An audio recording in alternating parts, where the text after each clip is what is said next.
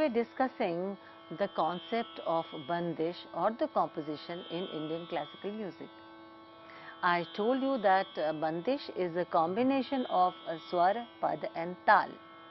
Now, in detailed way, I explained about the swaras, about the pad or the lyric part of the composition, and about the tal. Now, compositions can be of different types. Compositions can be, or the bandish, if I say, it can be of different lay, or we say that tempo. We can say that if the tempo is very slow, we call it vilambit. The speed is slow, we call it vilambit bandish.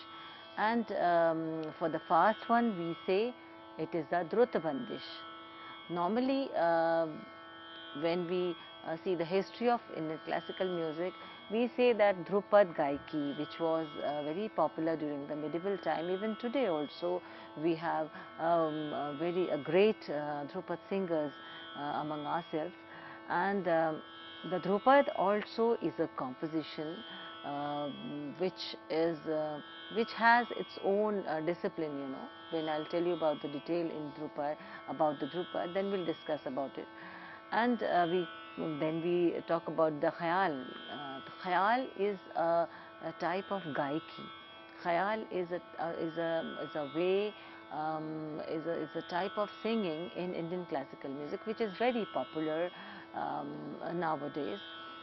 And when we talk about the bandishes, especially, though in Dhrupad Gaiki, because the tal aspect is there are different talas when we compare it with the Khayal Gaiki.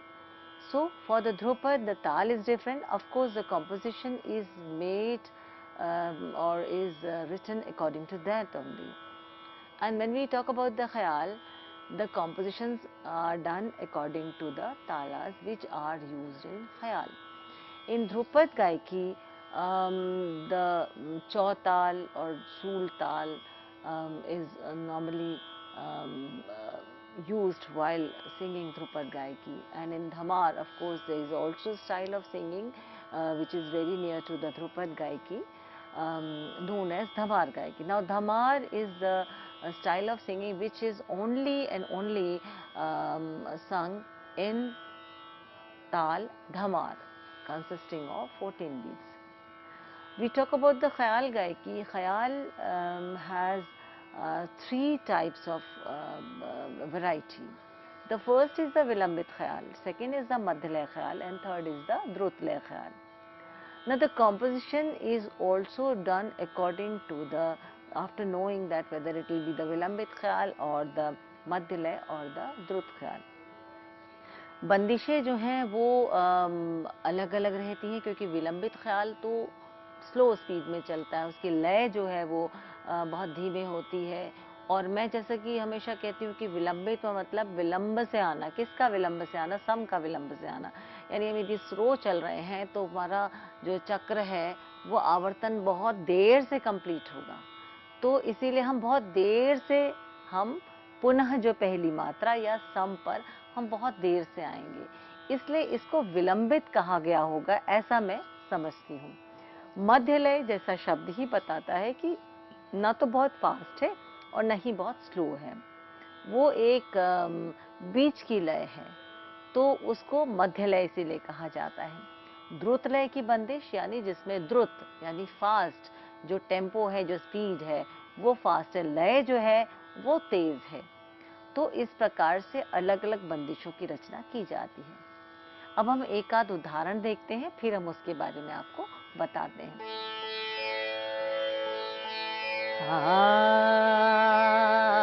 एक उदाहरण में राग जय जयवंती के 3 ताल की एक बंदिश है, उसका आपको सामने देती हूँ। तो जो मैं आपको बता रही हूँ उसके उदाहरणों से वो बहुत अच्छे से आपको क्लियर हो जाएगा।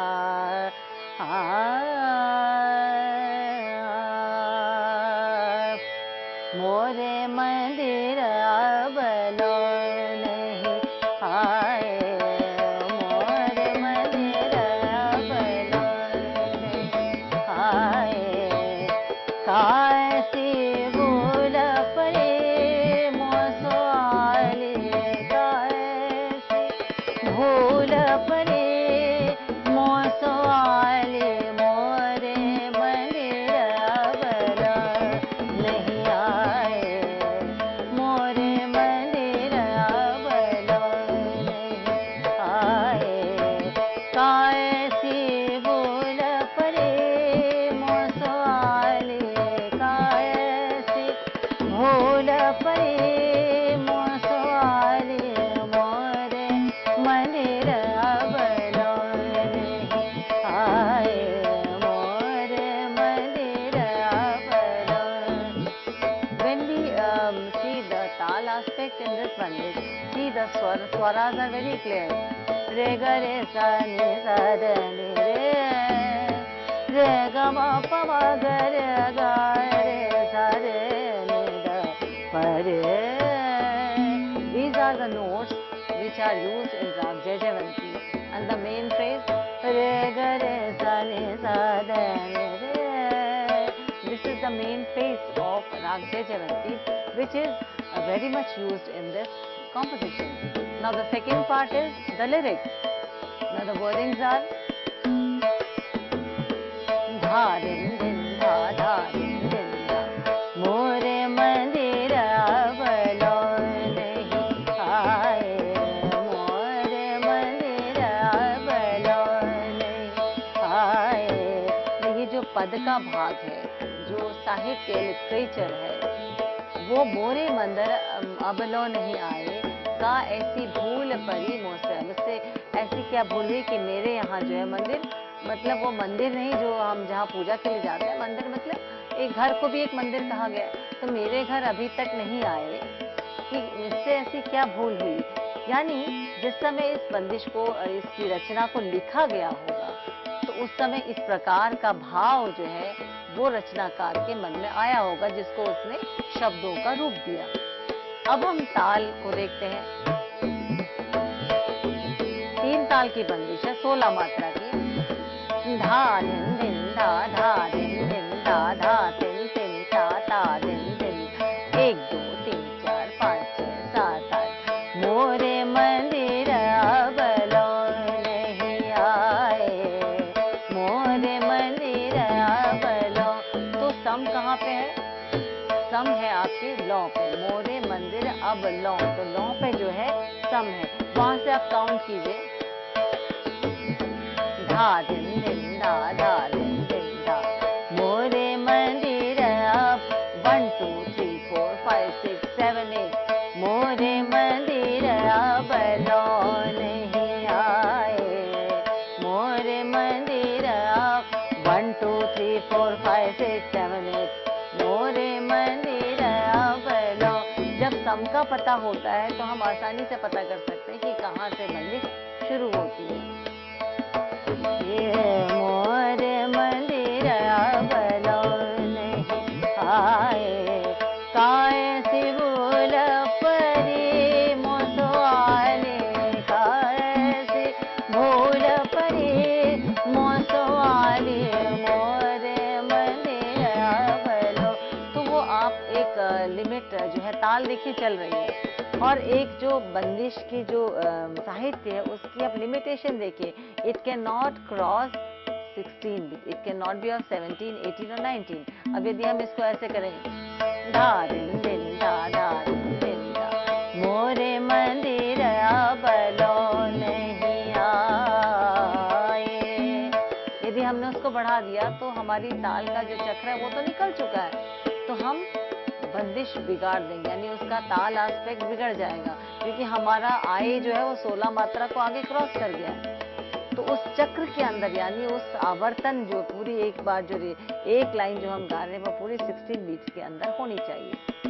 ये छोटी छोटी चीजें हैं जो विद्यार्थी को जानना बेहद जरूरी है, और वो ऐसा विद्यार्थी जो कि संगीत के क्षेत्र में बिल्कुल शुरू से आरंभ से सीखना चाह रहा है।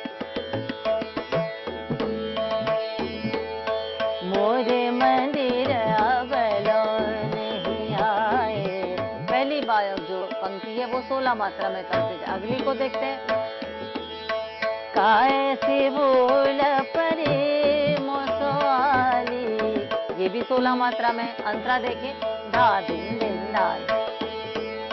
प्रेम पिया को अखियां तरस रही, प्रेम पी, ये भी जो है 16 मात्रा में। धा धा प्रेम पिया को अखियां तरस रही, किन स्वतन विरमाए, किन स्वतन विरमाए, मोरे मंदिर अबल। आपने अंतिम पंक्ति में देखा होगा कि बिरमाए को हम आगे खींच रहे हैं, क्योंकि हमें उसे वॉवल साउंड है, तो उसको हम आगे थोड़ा बढ़ाकर उसको गा सकते हैं। कैसे? धा दिन दिन धा धा दिन, किन स्वतन बिरमाए, हम उसको ऐसे नहीं कर सकते। बिरमाए, किन स्वतन बिरमाए, it finishes before the 16 matras are over. So we have to somewhere take the help of the vowel sound which is there in birmai, that is birma a. Here is the vowel sound, so we can just sing with the help of this vowel sound. Din da da din din da, kin swatan birmai. A very small alapchari style can be used with the help of the vowel sound, and then the word birmai can be expanded, you know, so that it can fit the 16 beats. So this is the secret of the bandish, any bandish which is composed. Now let me sing the whole bandish, and you can easily make out that each and every line of the composition is composed in 16 beats. That means it has the limitation of 16 beats. मोरे मंदिर अबलो नहीं आए, मोरे मंदिर अबलो नहीं आए, कैसी भूल परे मोसवाली, कैसी भूल परे मोसवाली, मोरे मंदिर अबलो नहीं आए, प्रेम पिया को अखियां तरस रही, प्रेम पिया को अखियां तरस रही, किन स्वतन बिरमाए, किन स्वतन बिरमाए, मोरे मंदिर अबलो नहीं आए, मोरे मंदिर अब नहीं आए. Even if we want to show or want to sing the first line or second, any line, showing a variety to create different bhavas, you know, we can use it, but we don't have to cross the boundary of the 16 beats. If suppose we cross it, then in alapchari form we can again come from the very starting and again go to the same circle and again come into the same sum, that is the first matra. How? Let me show you. मोरे मंदिर अबलो नहीं आए, मोरे मंदिर अबलो आए, मोरे मंदिर अबलो नहीं आए, मोरे मंदिर अबलो नहीं आए, मोरे मंदिर अबलो. That means the discipline or the limitation which is given with the help of the tal is must for the composition. बंदिश के लिए एक अनुशासन में होना बहुत ज़रूरी है. हम जो कुछ भी बंदिश के अंतर्गत गाते हैं, चाहे वो आलापचारी है, चाहे वो हम तान या हम बोल बनाओ करके गाते हैं, बोल ताने लेते हैं, सब कुछ जो है उस बंधन के अंतर्गत आना चाहिए. यानी क्योंकि ये निबद्ध रचना है, यानी जो बंधी हुई रचना है, और उस बंदिश की कौन सी ताल है, उस ताल को ध्यान में रखते हुए हमने गाना चाहिए. अब जैसे उदाहरण के लिए हम एक झपताल की बंदिश हम लेते हैं, राग यमन की बंदिश लेते हैं, झपताल 10 मात्रा की ताल है, अब उसकी बंदिश की जो रचना है वो उस 10 मात्रा को ध्यान में रखते हुए ही बनाई गई है। तो इसीलिए वो जब हम गाते हैं उसका आनंद भी हम तभी ले पाते हैं। तो झपताल which is having 10 beats, the composition which is composed or which is written in Jhaptal, also by the writer who has written it, he must have kept the tal, Jhaptal and the matras which are there, the number of matras in Jhaptal in his mind, and then only the composition was made. So it has to fit within the matras of the tal in which the composition is composed. तो 10 मात्रा की जो बंदिश है जिसको हम झपताल के अंदर, उदाहरण के लिए राग एमन की बंदिश लेते हैं।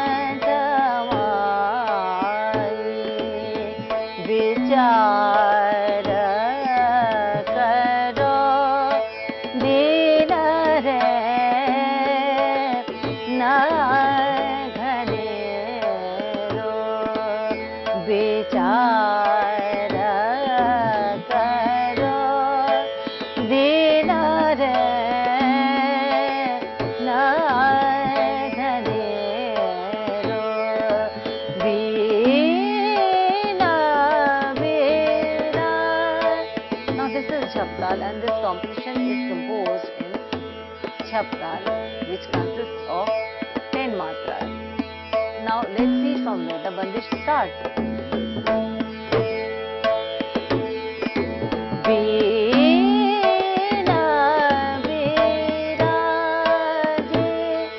So it starts from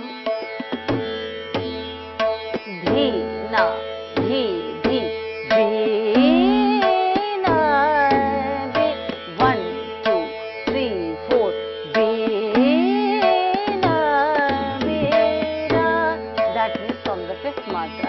the composition starts, so the bandish starts.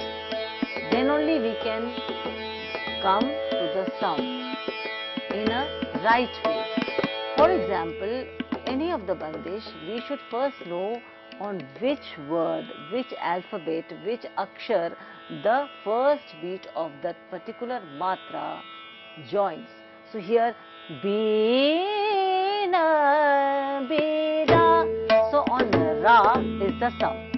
Now Amanji started his tabla, the first matra of Jhaptal from Ra. Let's see it again. Bina, Bi, Ra, Ji. That means Ra is the sum. Now before Ra, whatever portion comes of the composition, it is known as Mukhada. Now Mukhada is of how many beats? Let's see. Di, Na, Di, Di. Bi,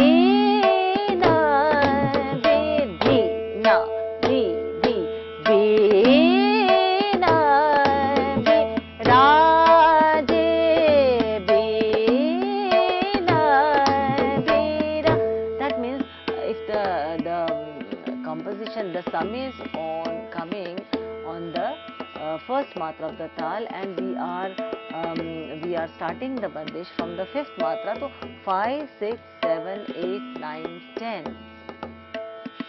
So the mukhada is of 6 beats. So 10 minus 6 comes the 4 number. So we can see it with the help of the tal. Di, na, di, di. 1, 2, 3, 4, 5.